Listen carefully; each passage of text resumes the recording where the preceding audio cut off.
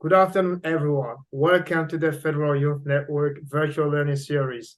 Please note that this session will be in English. There will be a French session offered at 2:30 p.m. I will begin by acknowledging that I am on the traditional unceded territory of the Algonquin and Anishinaabe people, and I encourage all of you to acknowledge the land you're on as well. Today's session is an Ask Me Anything panel. By now, we should have answered all your questions. If not, bring them on. That's why we're here today. As we move through today's session, please ask questions by using the Q&A button in the official language of your choice. Please, before asking questions, review the Q&A and see if the topic has already been asked. You can vote for questions you like and you like them to be asked by clicking the thumbs up button. Do not provide any personal or protected information. Keep questions as possible, as general as possible, so that the whole audience can benefit from them. This session is being recorded and will be available on our YouTube channel. Sarah, I hand it off to you now. You are our panelist today. Thank you. Thank you so much, Guillaume. Hi, everyone. My name is Sierra Porjalali, and I am grateful to be your moderator for the session. I am a white woman with brown hair, and I'm currently wearing glasses. Before we get started and introduce you to our panelists, we have a couple of quick polling questions. Please feel free to have your say, as it is a good way for us to know our audience.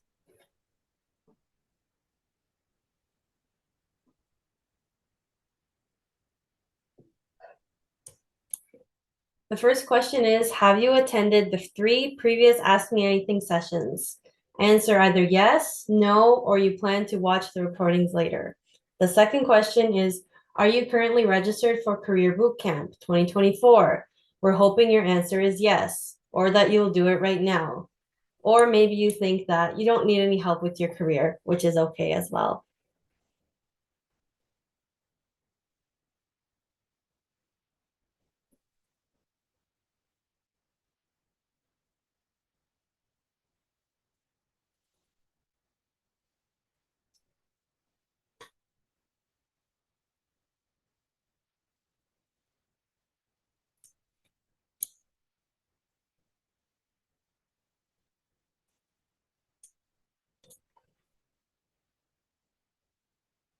Awesome, the results are in. So a large majority have not attended the previous Ask Me Anything sessions, which is quite interesting. So maybe there's a lot riding on our panelists today. And secondly, we're happy to hear that almost 80% of participants have registered for Career Bootcamp. Awesome. Thank you everyone for participating in that poll. It's very helpful. So today, like I said, I have the pleasure to be alongside some GC superstars. I will start with introducing Loa. Loa is a Black woman with short hair and she's wearing a gray sweater. She holds a bachelor's degree in public administration from the University of Ottawa.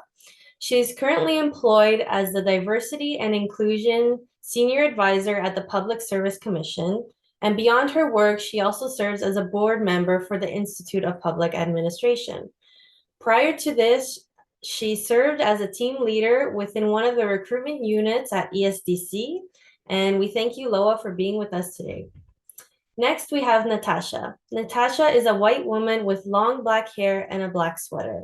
She currently works at the Canada School of Public Service on the Digital Accelerator team, designing programming for new designers. She is a user experience design specialist. She has also worked writing guidance for public service renewal, transformation, change management, and modernization of the public service. You may recognize her from leading the community of practice known as FlexGC since their launch in February 2020. Thank you, Natasha, for being with us today. Finally, we have Joshua. Joshua is a white man with short hair and he is wearing glasses. He started his public service career at the Canada Revenue Agency and has been in roles in management, project management, budgeting, and service renewal. Since 2016, he has been the national chair of the Federal Youth Network and has been shaping the network to be a driver of innovation, regional engagement, and career development ever since. In March 2020, he helped to launch the Federal Youth Network's virtual learning series and was recognized with the Canada School of Public Services Award of Excellence in Innovation for this project. Congratulations again and welcome, Josh. Great. Now that we all know a bit about our panelists, we can get started. I'll remind you to ask your questions using the chat and make sure it's open for everyone to see. And we will start right away with the most upvoted question.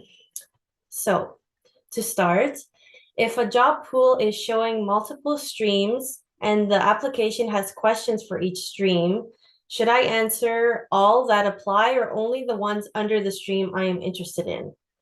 I'll hand it to you, Josh, to start us off. Sure. I will say I'm probably actually the least knowledgeable about this, but this is a fairly simple question. And the answer is really answer the questions of the stream you're applying to. Especially right now, we see a lot of like inventories and processes where they'll have potentially like 24 different levels. So you are only answering the questions for the level that you're applying for and the position you're applying for. But maybe I'll pass it off to Loa, who is kind of an expert in this area as well. Thank you so much, Josh. I think yes, it's based also like you should apply in the stream that you're more that you're interested in. But if you do answer to questions that are in the stream that you're not really interested, but you're also providing answer in the stream that you're interested, it is also interesting because then the manager can kind of have a fully understanding of your background, and if ever there's a position that is more aligned with your stream, but having knowledge in different stream can provide you more opportunity to join the team within the organization that is launching the process. Okay. That is very helpful, especially for someone who hasn't been in the process like this before. Thank you. Our next question is, how long should I stay in one job? Natasha, would you like to answer? Sure. So this is a tricky question to answer because it depends on what you want to do and how you feel about your job.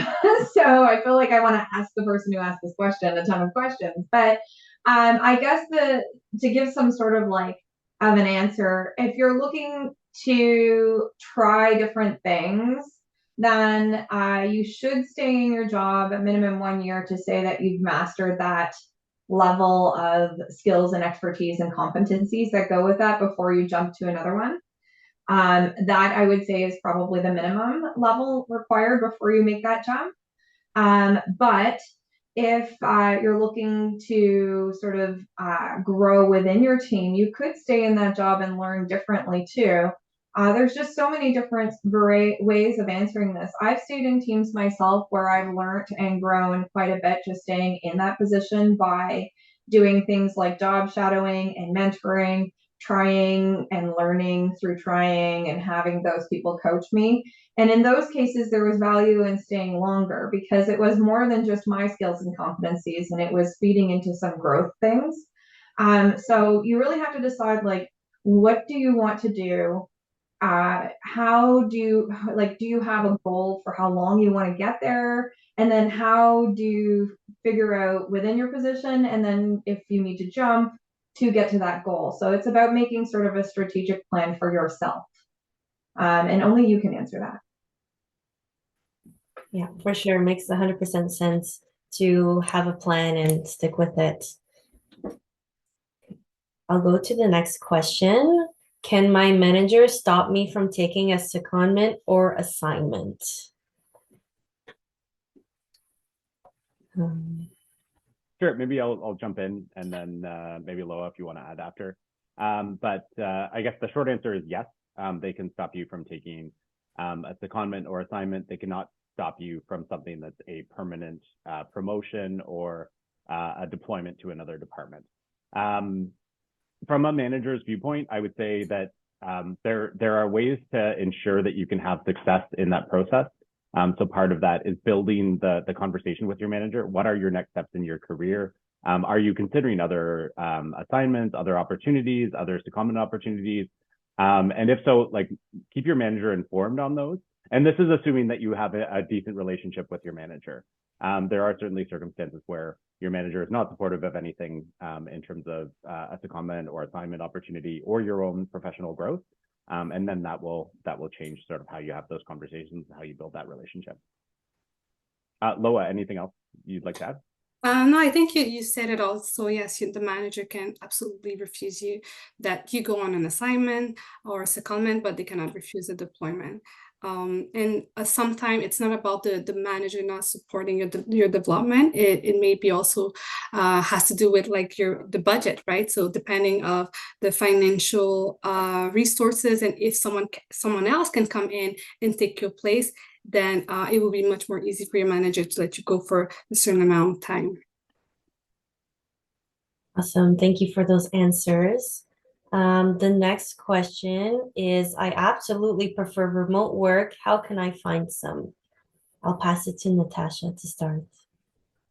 Well, this is kind of hard because we do have a policy that has been rolled out recently, the return to occupancy policy that we're all sort of adhering to right now, X amount of days per week in the office, etc. There are exemptions that apply to those who might need them, and there's a process through your HR team to be able to get that exemption if you qualify. But I think fully remote now is less of an option for those who are working even in the regions. I myself right now do go into an office 2 days a week, even though it's not my office. So, you know, we do what we have to do. Maybe I'll pass it to Loa. She's more of the HR person that could provide more insight. I think you said it all, Natasha. So right now we need to be in the office 40% to 60% per week, which looks like twice a week or 3 times a week, depending on your team, your organization. So most of the time there is provision for a person who requested based on duty to accommodate. So we're trying to, I think it's a good thing to go back hybrid, but trying to find a fully remote opportunity is it's quite rare. So Okay, awesome. Thank you for those answers. The next question is your thoughts on development programs versus applying to pools for career progression. Sure, maybe I can start off with this one. So I guess, and maybe Natasha, then I'll pass to you. Just think about it as far as a numbers game goes. So applying to development programs, those are often fairly limited in terms of the number of candidates that they take in. So there might be a big program that seems really interesting, but it launches and it's taking in 20 candidates across Canada for like an EX1 developmental program. Or you know, say the policy advanced policy analyst recruitment program. So just think about it as a numbers game of like, if you're applying to a pool, it's a job right now. If you're applying to a developmental program, usually those are pretty limited in terms of the number of people that they can take through. So just remember that there might be, you know, 10 times the number of applicants as there are positions, or maybe 100 or 1,000 times the applicants as there are positions. Natasha? It's exactly what I was going to say. I joined a program and I was able to grow through the program, but I was one of 8 people that were hired out of like 600 that applied. So like I was lucky, touch like wood and thank you. But at the same time, I know that that's rare. And then applying for pools, you can do that too, but that's lengthy and time consuming, and it's also not a guarantee. For me, what has been successful in my in my career is building relationships through platforms that are hiring. So LinkedIn, social media, Facebook has a great subgroups that are available. If you're looking for a comms position, if you're looking for administrative position, if you're looking to be a manager, an EX, and you can share internally there. There's a lot of levers that can happen for at-level deployments. That can happen very seamlessly and easy for those moves to happen. And then there's some levers that can be pulled for acting if you meet merit and the statement of criteria sort of outlines and parameters. So I would suggest that if you were to pick one, which would be like the pool, or the other, which would be the program, I would say go in the middle and find those relationships and opportunities instead. Awesome. And as a follow-up question, how can I advertise that I am in a pool to hiring managers? I can share a little bit about how I've advertised to do some growth things. Again, I've gone to the branding sort of capacity of what I can use the external facing platforms to be. I did used to use the GC Interspheres, the GC Connects, GC Collab, but those are starting to fade a little bit. But what has been a constant staple has been LinkedIn. And it is a professional platform, and you can share on there to folks that you are available for hire because you have landed in a pool, and if they would like to pull you from that pool, here's the process number, what have you. The great thing about social media is that you can get visibility just by using some simple techniques like hashtags. And if you're putting hashtag GC, hashtag manager GC, hashtag so on and so forth, you can really get some good visibility and traction on your post, and hopefully someone sees you. And also you can use those social media platforms too that I talked about, where you can post to hiring managers that you're in a pool, you qualify, and you're looking for something at that level. So those are ways that I've used I'm in a pool and share that information to try and get some traction. And if I may add to what Natasha said, if you're using LinkedIn, you can always make sure that your profile is open to work. You don't have to have it on your picture every time. You can also promote this within the recruitment instrument that LinkedIn uses. So only recruiters will see that you're open to work.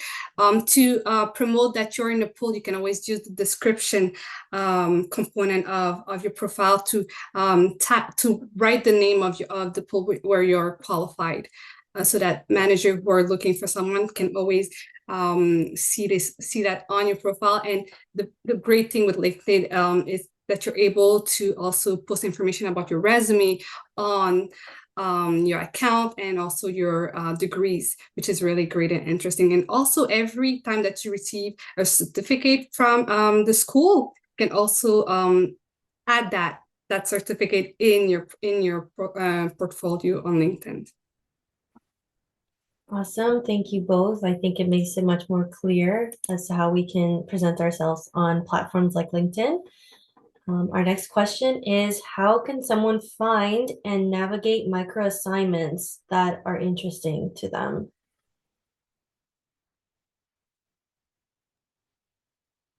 Yeah, so maybe I'll start with this. So I think there's a number of ways to find those kind of opportunities. It might be within your own agency in terms of a project that's or a department in terms of a project that's going on.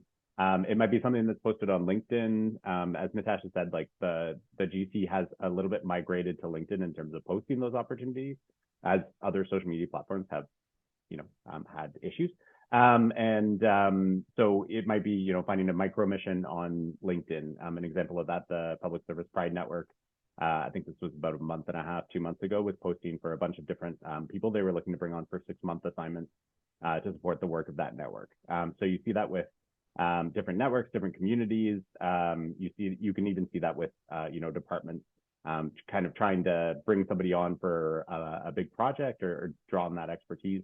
So LinkedIn is one place, and GC Connect or any of the GC tools are another place to find those kind of opportunities. And then just also kind of be aware of like what's going on in your department. What communities are you attached to? Are you signed up for like the various newsletters? Are you signed up for the FYN newsletter? Are you signed up for the Flex GC newsletter, for the communications community office? For if you're kind of connected with those communities, you'll find out about these opportunities a lot. And if you're not connected with any of those communities, and not really connected on LinkedIn, then those opportunities tend to kind of pass you by. So it's really up to you to kind of build those connections. And I think all of the communities and all of the various spots are trying to make that as easy as possible for you. Another, just to add to that, is you could have a conversation with your manager and let them know that this is something that interests you, this micro assignment opportunity, so that you can learn and grow. And usually managers would advocate for you, look to see if there's a placement, if they really want to support your growth. It can go into your talent management plan. They can put it into your performance evaluation, even if it's just for 4 weeks, so that you can learn and do some growth things.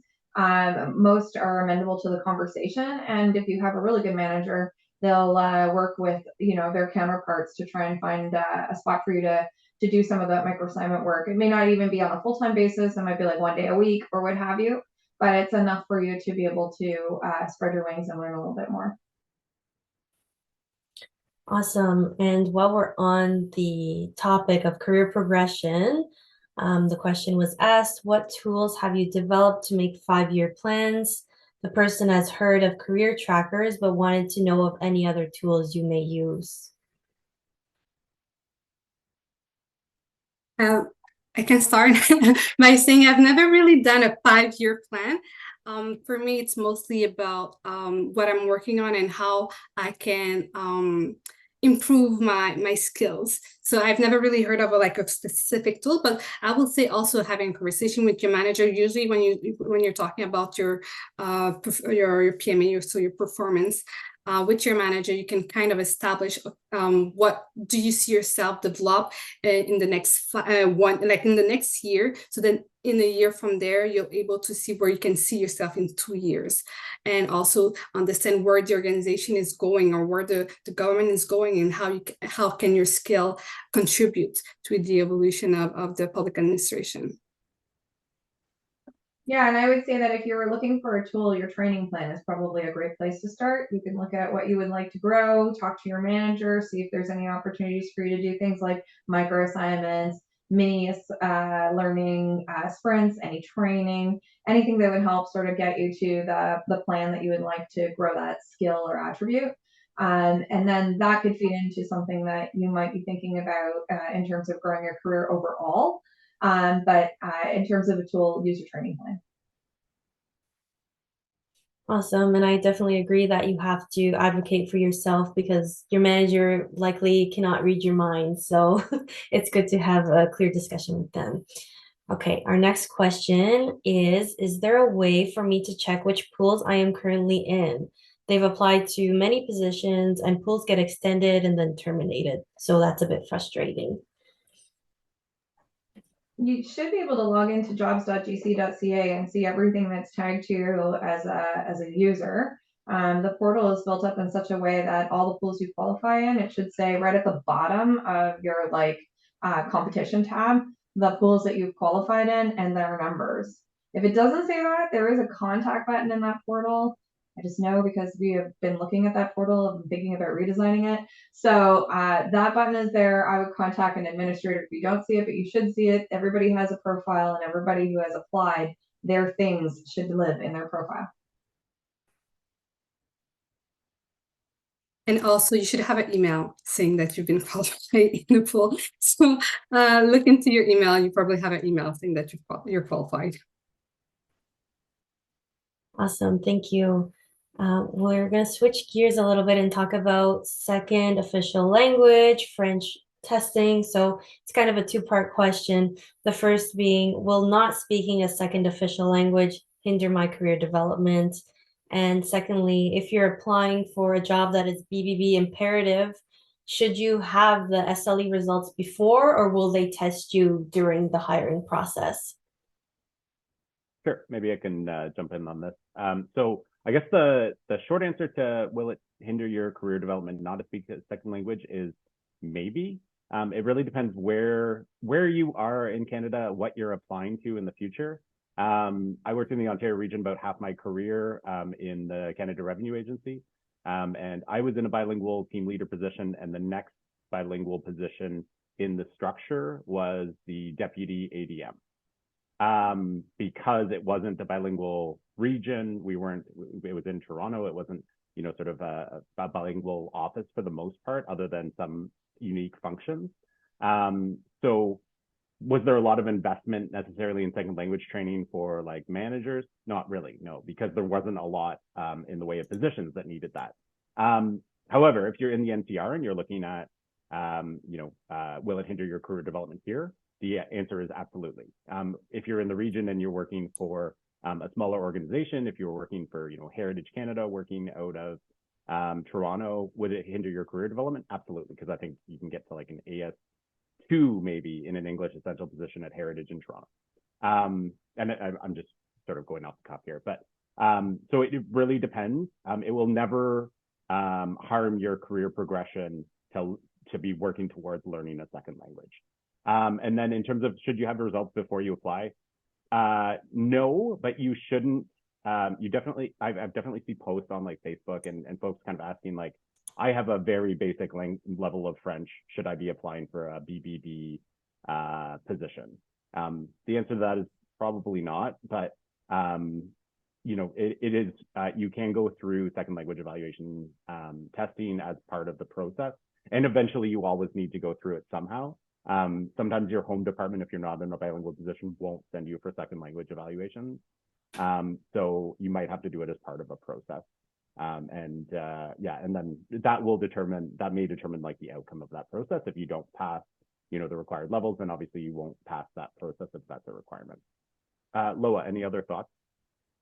I would say if you're not bilingual and you're applying in a pool that it says like BBB, and you're qualified with all the rest of the essential requirement, then you'll be partially qualified in the pool, right? So someone else can take you if they have the same type of job, but English essential or French essential. But as Josh mentioned, it is a good thing to invest in your second language. I'm a Francophone and I started government. I wasn't really comfortable speaking English, but I have to say it is an investment, and there has been a couple of change in the Official Language Act. So we're trying to improve bilingualism throughout the country to make sure that service is provided in both official language to all Canadian, regardless of their first official language and where they are in the country.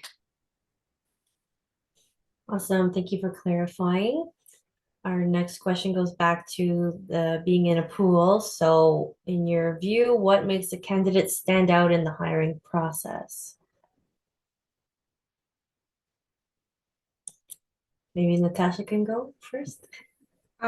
Sure. So, well, this question is about pool.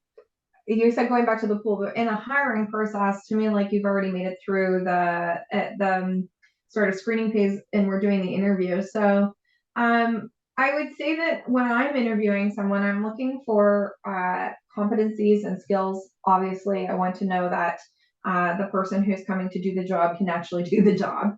I'm also looking for people who are open to learning and an enabler to collaboration. So I'm looking for people who would like to learn from other business lines, learn how we can support each other and collaborate. I'm all about working horizontally instead of silos. So for me, anybody who uses that language, that's something that stands out to me always.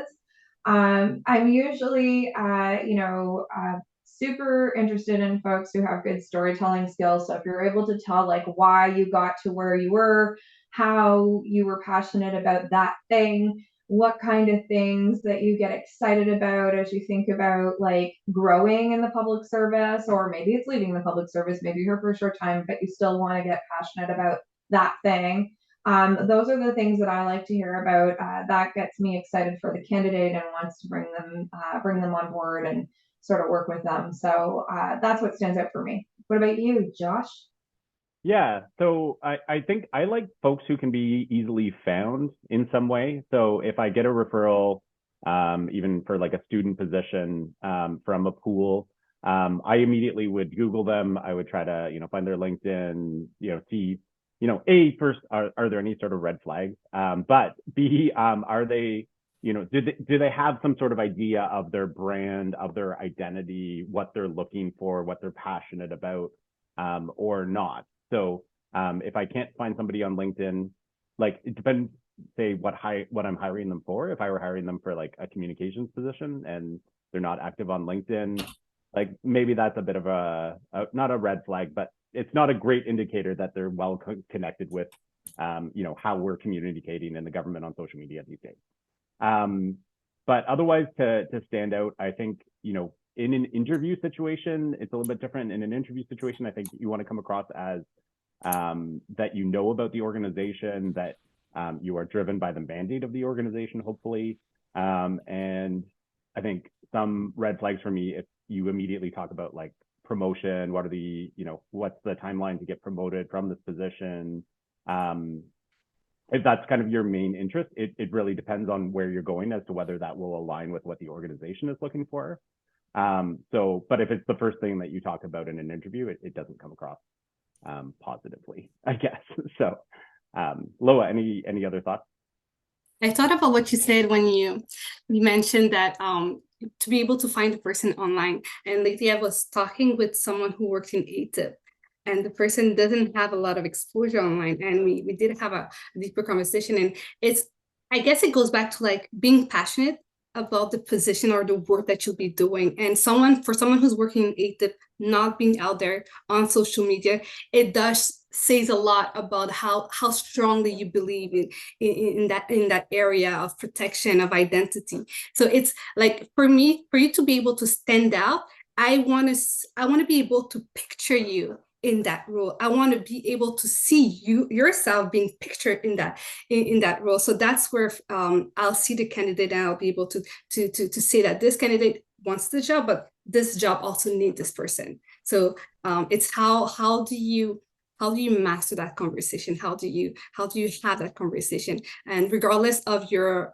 personality, right? Because there's people who are introvert or are not comfortable having eye-to-eye conversation, but just being able to communicate how you fit so well in that role, that makes a difference, I believe.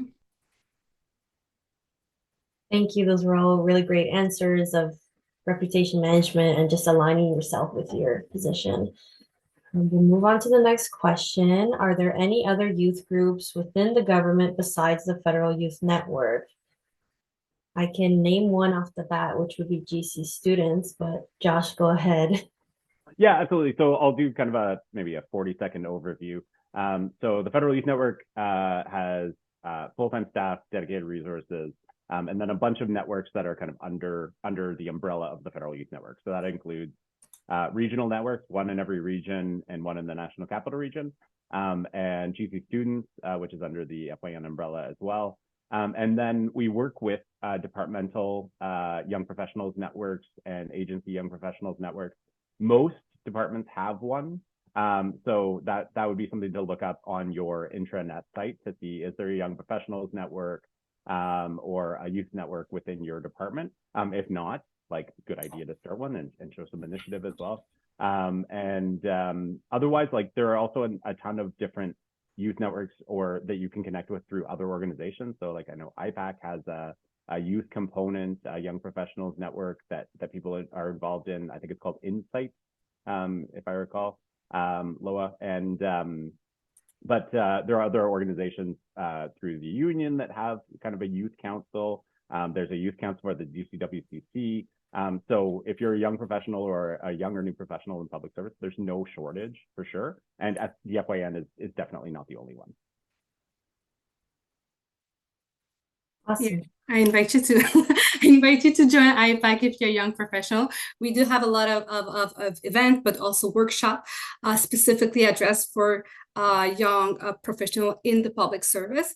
So that would be really great. And we have event regardless of like the type of policy that you work on, or even like if you're more into communication, HR, we do address and provide a workshop that aligns with different priorities. Thank you so much.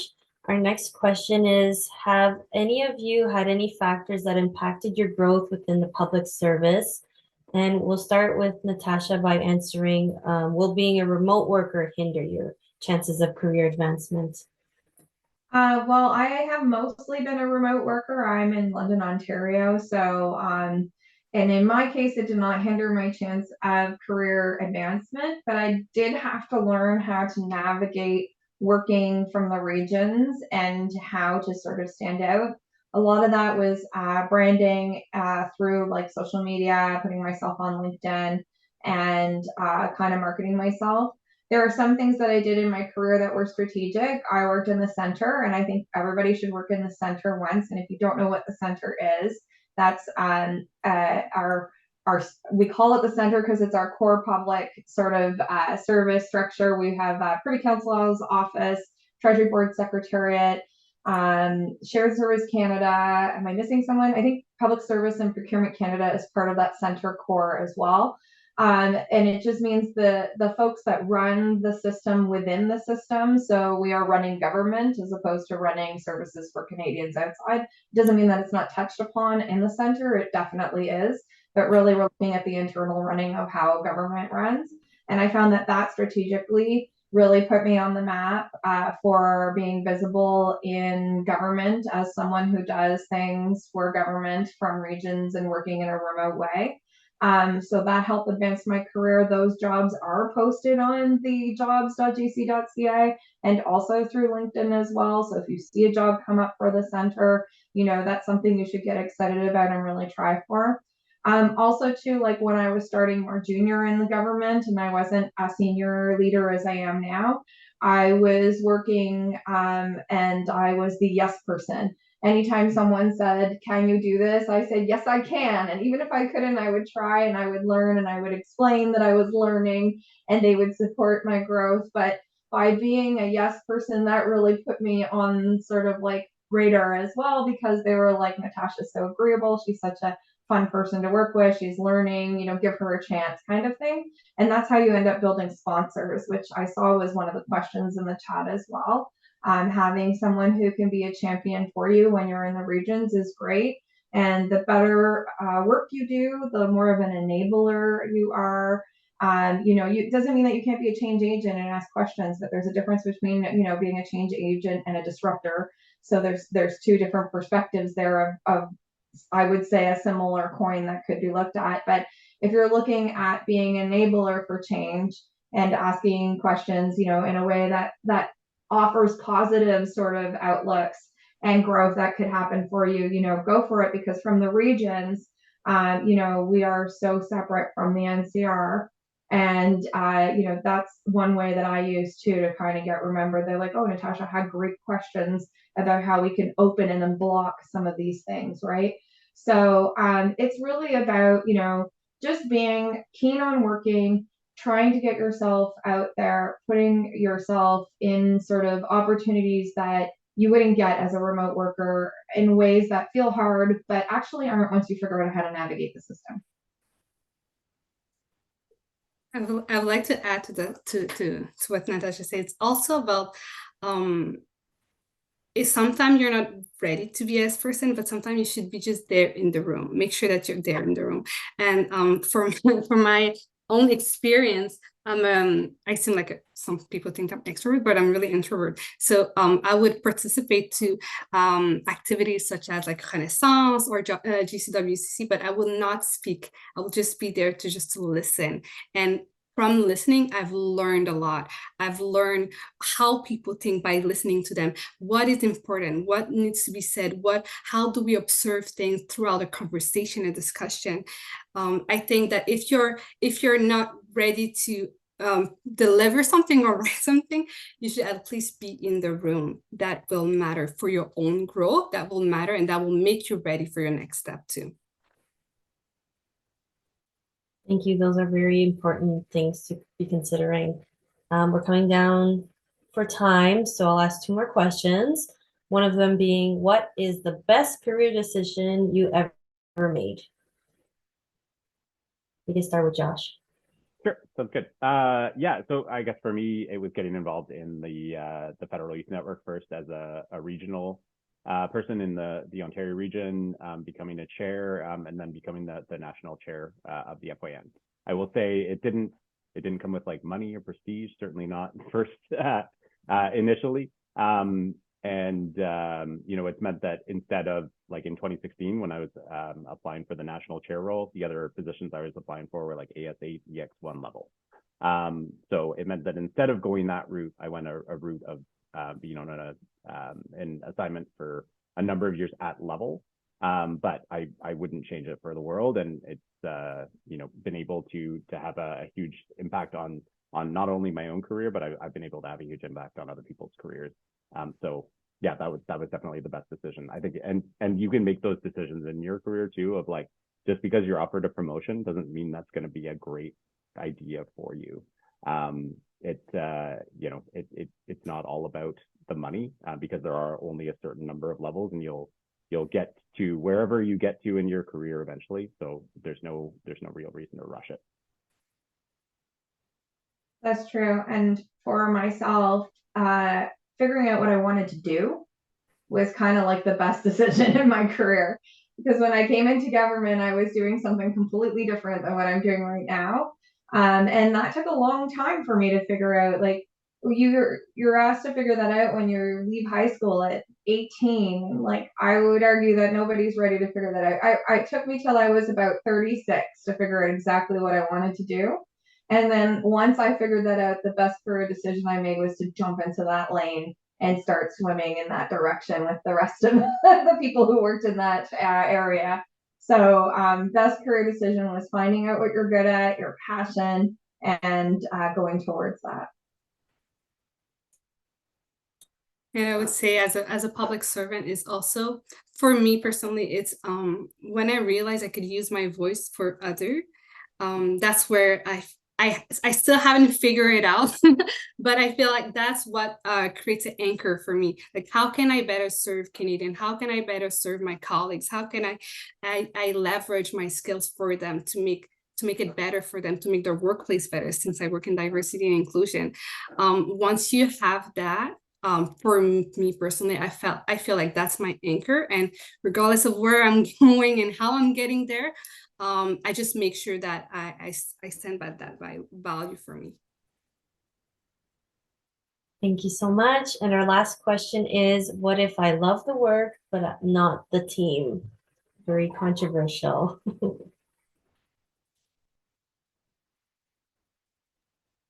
Okay. Oh, sorry. Loa, why don't you go ahead? I think so one of the things that is really great with government is the same thing that you're doing in a place, you can do it also somewhere else. So if you want to continue that line of work, continue what you're doing, look outside and see if there's other teams that are working on such a portfolio outside of the organization. Working in your field is really great. Working in your field with the people that you actually enjoy working with makes it even amazing. You don't even realize that you're going to the office, you're working. It's really great. So I do believe in finding your people, your tribe to work with on specific files or whatever you're doing in your career. Okay, perfect. I'd like to thank Natasha, Loa, and Josh again from all of us here at the Federal Youth Network, and I'll pass it to Guillaume to close. Thank you. Thank you to our amazing moderator and panelists for such an informative session. We have one final polling question. The result from the poll will not be shared. Was this session a good use of your time? Yes, no, I don't know. Career Bootcamp. Yeah, by the way, the result of this polling question will not be shared, so feel free, okay? Career Bootcamp 2024 is only a couple of weeks away. Once again, we will be hosting the event virtually in January. Be sure to add it to your learning plan and register so that you don't miss any session of it. Yeah.